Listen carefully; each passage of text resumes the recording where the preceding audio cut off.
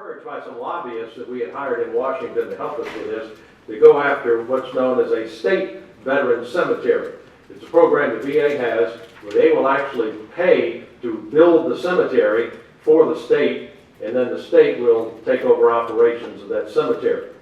And we were quite excited about that, and the VA Veterans Affairs Commissioner for the state of Georgia at that time, Pete Wheeler, was engaged by us, and he was quite excited. He came to Augusta to see a site that we had chosen out at Fort Gordon.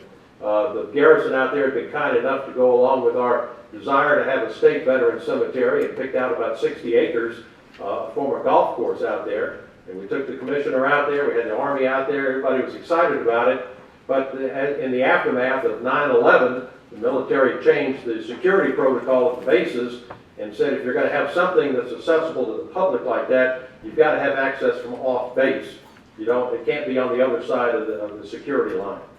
So that kind of stymied what we were working on at the time, and things kind of faded away.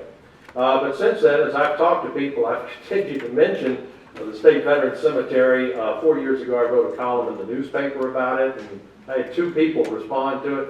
So, it's going to take some people who want to see this happen, people who are engaged to make it happen. Let me, if I may, just walk you through the process for what this is. Because this is not an Augusta-Richmond County cemetery. It's not a CSRA cemetery. It's a state of Georgia cemetery. And it's as much a state project as the Augusta University is, or the Cyber Center is. The state is responsible for this. The state has to make it happen. But I think if we come together as a united community and region, that we can convince the state that it's something that needs to happen. The VA has 5-tier criteria to do this. We are number 2 criteria, the second highest criteria. So as far as Augusta being eligible and the right community for a grant, we're right up there near the top. The state of Georgia would make application to the VA, and that process usually happens during the summer when the applications are due. The state would have to provide the property, and the VA would require anywhere between 30 and 60 acres, and they prefer 60 acres so that the cemetery will be in operation for 30+ years. It'll hold that many people. The cemetery the eligibility to be buried in that cemetery would be the same as for any national cemetery. Be a veteran, qualifying veteran, veteran spouse, and qualifying dependents. The application goes into the VA, and from that application will come funds to actually construct the cemetery on property that the state is furnishing. Now, the state could furnish property it already owns. For example, it's got over 300 acres out at Gracewood, and it's probably using a very small portion of that. I'm just throwing that out. I'm not in the real estate business. But there may be sites that the city has that would have sufficient acreage. You might do a land swap or donate the land as you donated Gilbert Manor to the university for the expansion of the medical college over there. But be that as it may, the state needs to provide the property. So the state files the application with the VA approves the application, and then they use that property to construct the veteran cemetery.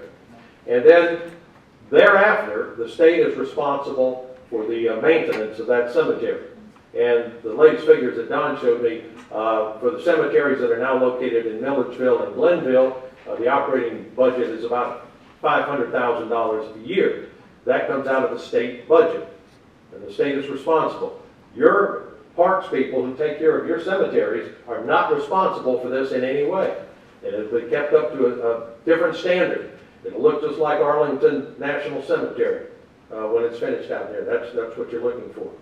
The veteran cemetery, and Don can talk to you about the number of veterans and who's eligible around here, but the veteran cemetery is also an economic development tool. You're providing jobs for people. You're providing a place for people to have their final rest, and folks will come, relatives will come to visit the grave site. They'll spend money here. They may spend nights here, depending on where they're coming from. Also, on significant holidays, there are ceremonies held at the veteran cemeteries. Particularly beautiful time of the year is Christmas, when they put wreaths on all the tombstones and the Wreaths Over America program. So it's really a win-win for Augusta. You have really nothing invested in it other than initial effort up front to try to convince the state that's what we need here. And Don can talk to you, he's got the numbers, and he can talk to you more about the need. And I think the important thing is that there needs to come together a coalition, not just this commission and mayor, but the other governments in the CSRA. Their veterans certainly would be eligible to be buried there. So I think you'd want to work through the CSRA RDC and get some resolutions out of those groups behind this. Naturally, your legislative delegation needs to be involved because you're talking about a state appropriation. Putting up the property, whether they have to buy it, and then down the road actually paying for the operating expenses. Commissioner Roby of the State Department of Veterans Affairs has heard this from me at least twice and said he would be agreeable to having a delegation come up from Augusta and give him a presentation on having a cemetery here. He's very anxious to hear from us.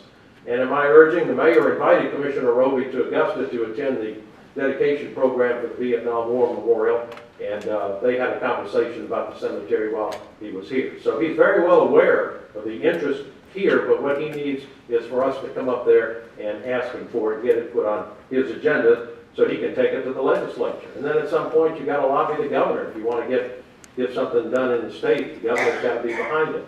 And then once you get your application together, then you got to deal with Congress.